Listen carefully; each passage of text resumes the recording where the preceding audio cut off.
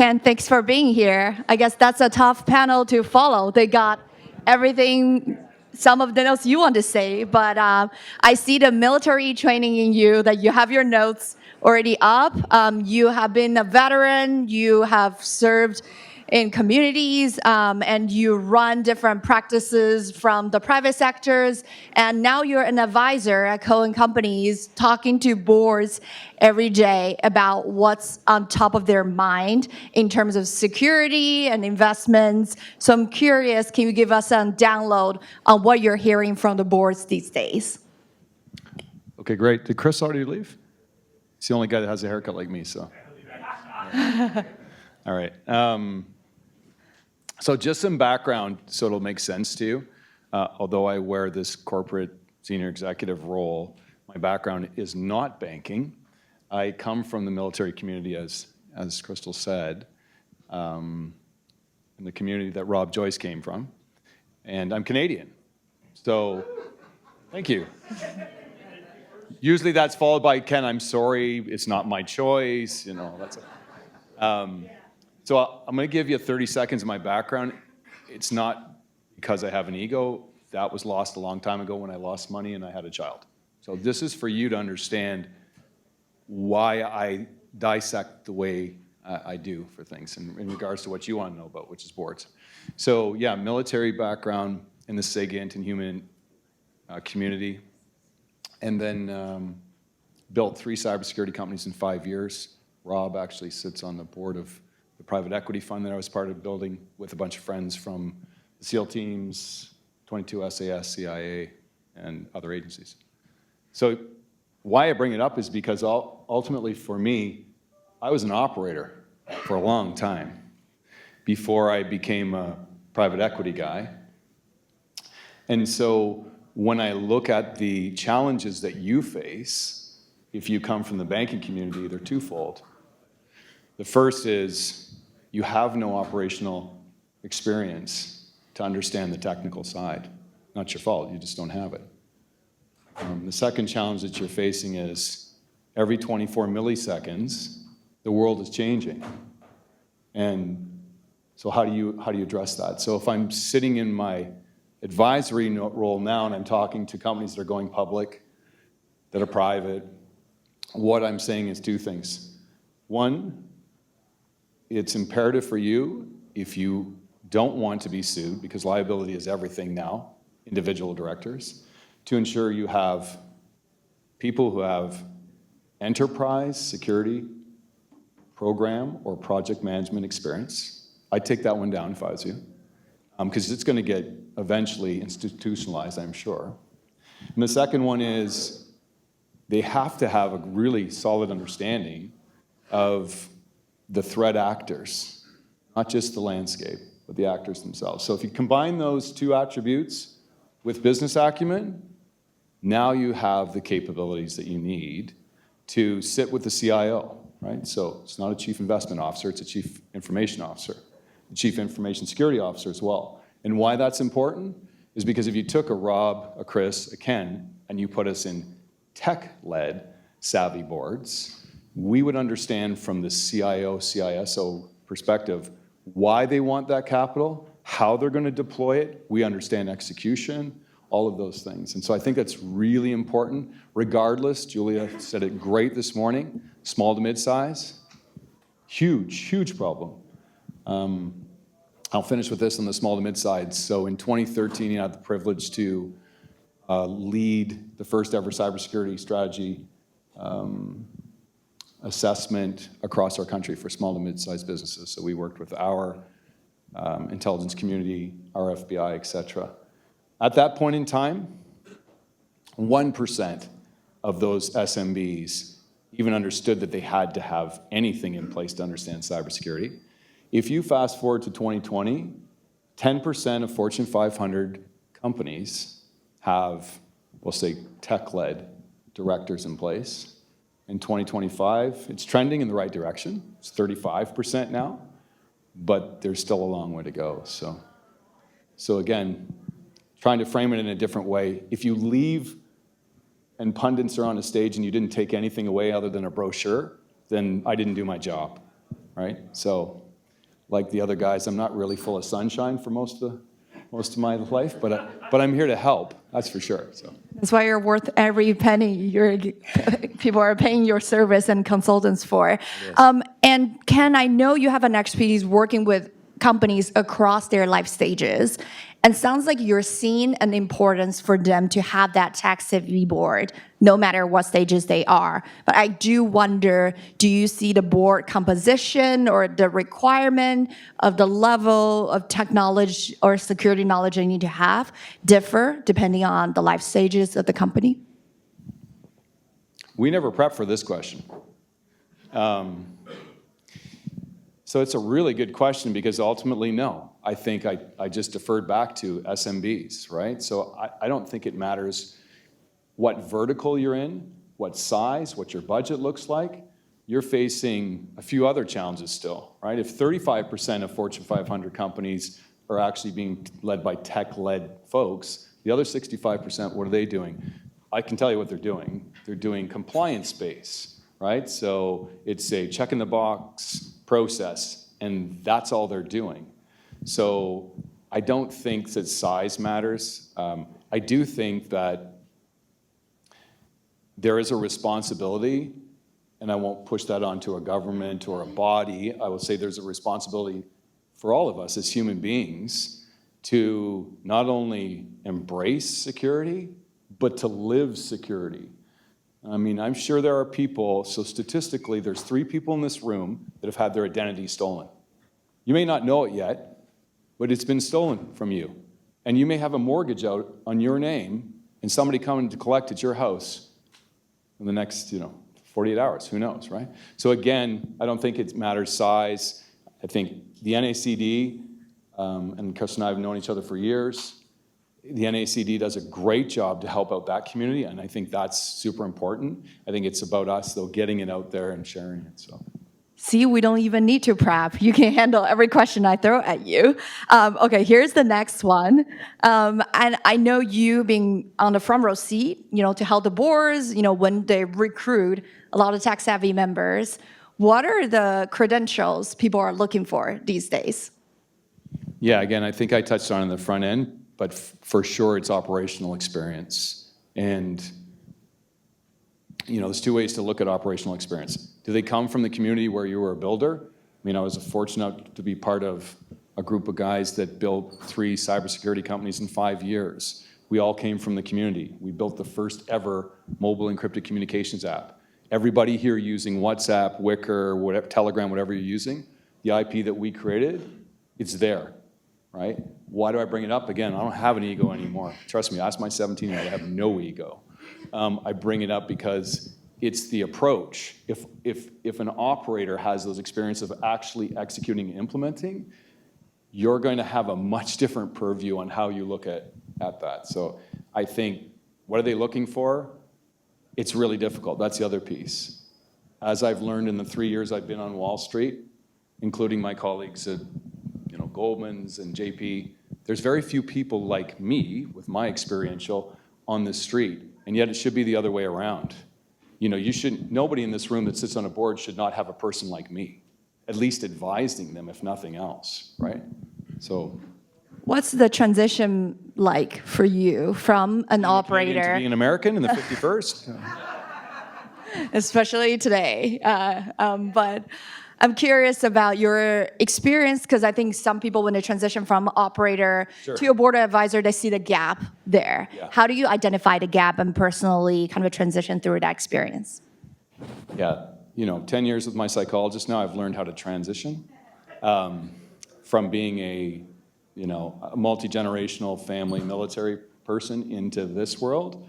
So it is a difficult one. We have a whole community that are building technology companies. We have a whole community now really focused on, artificial intelligence security tools, right? And there's huge growth rate and opportunity there. If I'm a board member, I want to go to the conferences to meet those people. I want to meet those companies. I want to send my CIO, Chief Information Officer, not Investment Officer, to these events to get to know who are the leading players, because ultimately they're no different than we are. If you come from a a place of service, which is how I grew up, we truly do want a service. None of us joined the military to make money, so the rest of it kind of takes care of itself. And what you see, especially in the tech community, is a lot of X something. So I think get involved in the community that you're least familiar with, right? Chaos breeds opportunity. We are in a state of chaos as humans right now. And the governance piece that we have needs to be figured out, and we need to do that. So, And is there any sunshine in that? Everybody's kind of looking at me like, oh, God. No.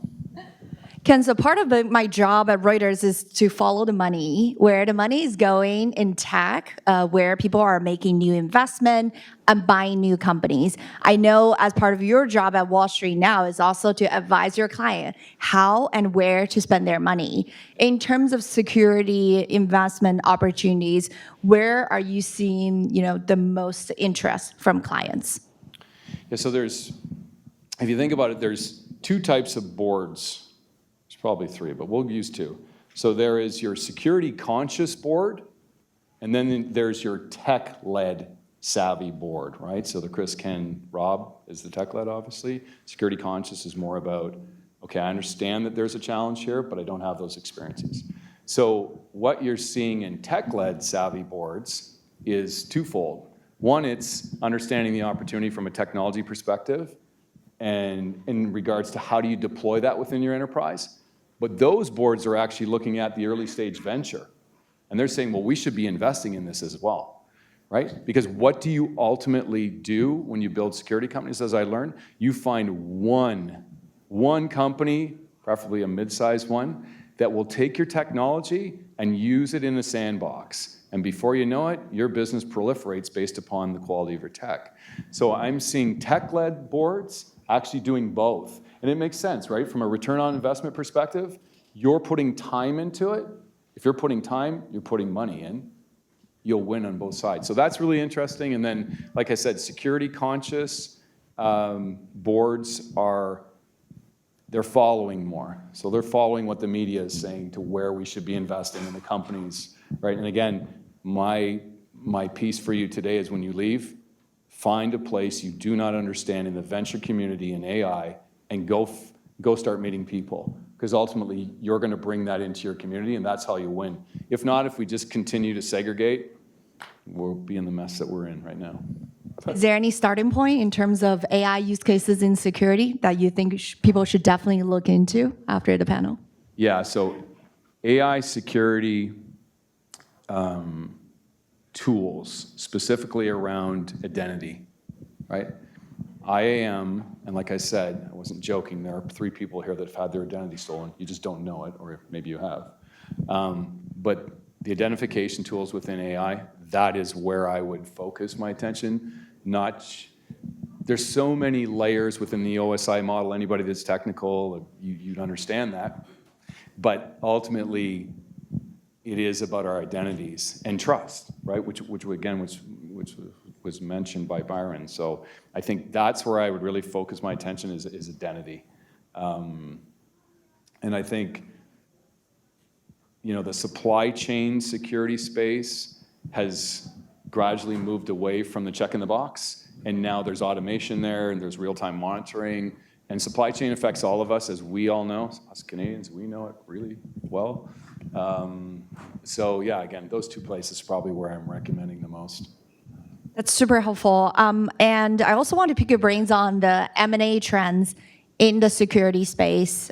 We have seen some consolidations in the, kind of a different platform approach, like people are trying to expand offerings on the platform. You can see acquirers and like Palo Alto Network has been pretty acquisitive, and this year we've seen one of the biggest deals in the space, which is Google acquiring Wiz. Hyperscalers are trying to get more on their security games. So I'm curious if you see that trend to continue, and what are the most interest for M&A opportunities lie? The challenge of being a leader in life, I've found, is that I don't follow very well. So when I came to Wall Street, one of the first things I said is, do you actually trust everything that they say in PitchBook? Really? and no slag against PitchBook, it could be anything, right? And so, and I'll give that example. Wiz is a great example. It's like, you want to skew the narrative? Wow, look at the action in M&A this year. Really, a $32 billion acquisition? Well, what influence does that have? Significant when I look at statistics and numbers, et cetera, right? So there's a consolidation happening, but it's because there's so many distressed assets in venture. Because venture has gone away in a big way, and one of the worst things we can do in our community is do that, because where does innovation come from, right? Acquisitions, I mean, the large corporations, they don't innovate, they acquire, right? So there's a challenge. The venture community is stagnant. The players that have been there for at least 3 funds are sitting on massive dry powder to make sure that their assets are in a good position for the next 5 years, but they're not investing their money. They're standing on the sidelines. So it's disappearing, which means innovation is disappearing. So when you go back to your question about M&A, it's actually a really bad sign, in my opinion, that we're going that way, consolidation. I want to see more venture. I want to see family offices engage in a community. Hire people that understand technology, bring them in to help you make your decisions, and ultimately innovate. Because AI, folks, and you've heard all the horror stories, they're true. And what we're not talking about is recursive AI. So envision the world where the robot comes off the assembly line, marches right back here, and programs the new robot that went on there. That's coming, right? So there's a governance issue there. Globally, tech has a responsibility, et cetera. But going back to M&A it's not healthy because it's existing tech that's been around and repackaged and rebranded. So. And you made a good point there about potentially there are more opportunities for family offices to stepping in. Yeah. Can you tell us more about that? Do they do go direct to find companies, or do they work with existing VC funds? How do you think about that? Yeah, we deal with a lot of family offices. To be honest, I've been really encouraged by it. I got asked to speak at the market group, it's the Alts one last year in Silicon Valley, and I would guess there were 300 family offices in the audience, and then we hosted a roundtable around investing within cyber and AI, and family offices are taking the right approach, because as long as they have the appropriate resources on side to help them make decisions, they are becoming venture, dare I say, and we need it. We need all the capital we can get into the spaces that we need to develop. So yeah, family offices are actually they're quite bright and sunny. I should talk more about family offices. Yeah, so remember that. Okay. Yep. Yeah. I think there are a few family offices sitting in our audience. So it sounds like, you'll be the right person to talk to if they want to get into the space more. Yeah, we've had a lot of success, at least in advising the family offices. And it's really, my role, I think, is to enable and empower. I need to educate. You'll make a decision ultimately based upon your risk metrics, your team, et cetera. But if I'm advising you properly, it comes with no bias other than the human bias I have. I'm not ever recommending companies to family offices. I'm recommending these are the areas in which you should be focused on. Bring me 3. I'm happy to give you my opinion, but ultimately you make the decision, right? So, the more family office involvement we have in the venture community and growth community, or growth equity, the better we'll be. Last question for the proud Canadian. You're probably tuning into the national news or politics news as much as everyone sits here. I'm curious, how do you feel about the fast change of the politics and geopolitical discussions shift the way that the board thinks about security in their businesses? She did not prep me for that one either. That's intentional, so. And that's a dangerous slope. I remember learning at 19 in Bosnia that answer the question she should have asked you. That was the media training that I was taught. So what's the question? Yeah, exactly. That's a great question. So I guess I'd say of course, we all have to pay attention to, from a macroeconomic perspective, from a geopolitical perspective, from a deregulatory perspective, from a decentralization perspective. I mean, there's too much information and not enough time, not enough resources, and no one human is going to outpower that model that we have access to, or those 5 or those 10. But I'm going to go back to prompt engineering. And I went to engineering school, so it seems like forever ago that I took telecommunications engineering, which is useless, really, when I look at it now, other than the experience I got. But prompt engineering, ultimately, is going to be the equalizer at the end of the day. It doesn't matter what country you come from. It doesn't matter what the geopolitical state is, where you are, if you're in a war zone. It doesn't matter. If you have the skill sets to actually understand how to prompt the tools, you can drive a strategy around Forex, you can drive a strategy around, capital allocation, whatever you want, right? So I'm going to stay away from your politics. Yeah, that's the way to handle the questions. But I promise, Ken, you'll have an opportunity to see if anything on your notes that we didn't get to cover, because he wanted to make sure everyone here lived with a takeaway. Yeah, actually, it's not really on my notes, but does anybody like my team? I am in New York. This is not a crowd, but thank you for trying. Thank you. That is Ken Taylor from Cohen. Thank you. Appreciate it.